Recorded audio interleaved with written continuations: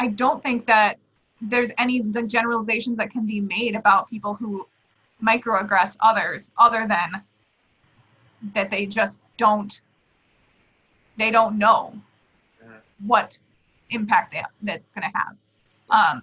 It can get worse. I think like if you then find out the impact and you like just don't care, then that's a different story. I don't know. What do you think about that? I think about one thing that came to mind in the last part you just said is like I wonder if there's a lack of language or skill around dialogue around it. Like if you were to hurt me with your words, how would I communicate that? And I think about systems of power and do I have a voice to even speak truth to power in that way? And it makes me think also too about how people may not be aware of other people's lived experiences within other groups. So you may not know, like you mentioned, like the hair example. Like I've had people ask to touch my hair. I've had people actually just grab it, and they're not aware of what that means. How that they're not aware of my experience around that or what that would mean towards me. And then it goes to what you're saying before. Like, well, I didn't mean to offend you. I was admiring your hair. But then my question is, well, why do you think you had the right to touch my hair? Why did why is my hair why is my hair deemed worthy of being touched versus your hair? But yeah, and I guess my next question, kind of building upon this, is like, does it say something about the greater society in which microaggressions happen, or even like social systems? And I think you brought up some like really powerful things that like as soon as you said the power dynamics, I was like, oh yes, like power dynamics are such a huge thing in this because the people like in power are rarely, if ever, going to be microaggressed in a system.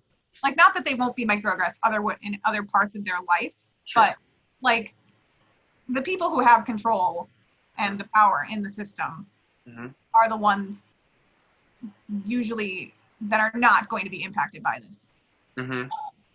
Yeah. And that's not always, but like the power dynamics are so important, especially in terms of who gets to bring this up. So we did a study last semester at Alverno talking to some of the African American undergraduate students, and it came up that people were experiencing these microaggressions in class, like sometimes even beyond a microaggression to like blatant statements that they were not as smart as their peers and things like that, to that they didn't feel like they had a way to bring this up because you can't just accuse your teacher of being racist. Like if you want to pass the class, that's not a very smart way to go about this. You want to just pass the class and move on with your life and never talk to them again. But then that doesn't like help. So how do we make it more comfortable? Because I'm sure that the people that were doing this did not mean to do that. Sure. And they have no idea that they're doing it, and there's no mechanism to give them feedback about it until we create some sort of system. And so then you get into these like anonymous feedback surveys and whatever, which have their benefits and their downsides. But really it comes down to like, how do we create a society where people are willing to get feedback about stuff? Yeah.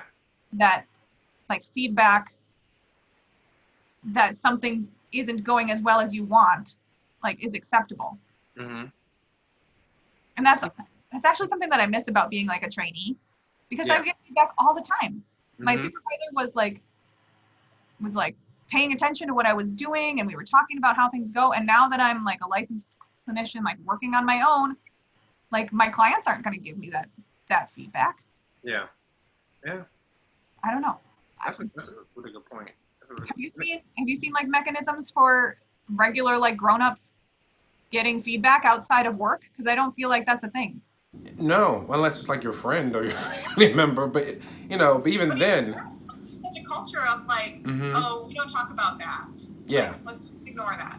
And I was about to say, I wanted this ties into racism, and people are uncomfortable with the idea of talking about race. and hurt and harm associated with that, right? And one thing I always wonder is it would it I'm curious to hear your thoughts about this too.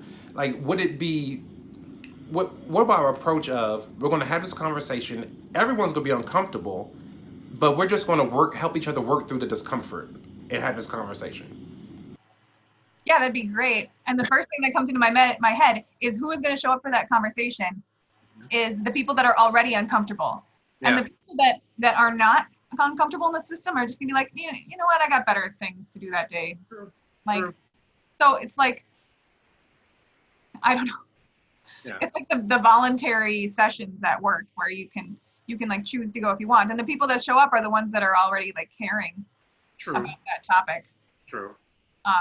Yeah. Which I think also then comes back to that like that privilege. I don't want to say white privilege because we're talking about like different areas of identity, but the privilege of like ignoring the problems. Yeah. Yeah. But yeah, now you've really got me thinking about these just like larger societal things. Nobody can take feedback. Yeah. Yeah. And it goes to that like, you said something earlier that really struck me, and you said like people get to a space of where they get kind of like they take a step back and say, well, I'm not a bad person. Yeah. You know, take it like as like a characterological attack, you know, and it's like versus like you're saying, just feedback on how they can interact with others and use their language. Or be more mindful how to use language. Yeah. Which that mindful use of language thing, I think is it's just that topic can be so divisive because some people are like, well, why are you so sensitive? And it's like, my whole job is based on this, like words matter. Yeah. Words matter. Like psychologists use words and language as our tool. And so we put a lot of emphasis on choosing this word versus that word. And I so often see like conversations where people are like, well, that's what I meant. I meant the same thing. And it's like, well, but you said something different. Yeah. And so I think about things like pronouns, like, and how you get some people that like, well, I don't really care what pronouns people use. For me, that's not a big deal. But you get other people that like, that is a central part of their identity. Like, if people were using the wrong pronouns, even accidentally, like continue to cause harm because it's a continuous reminder of that status.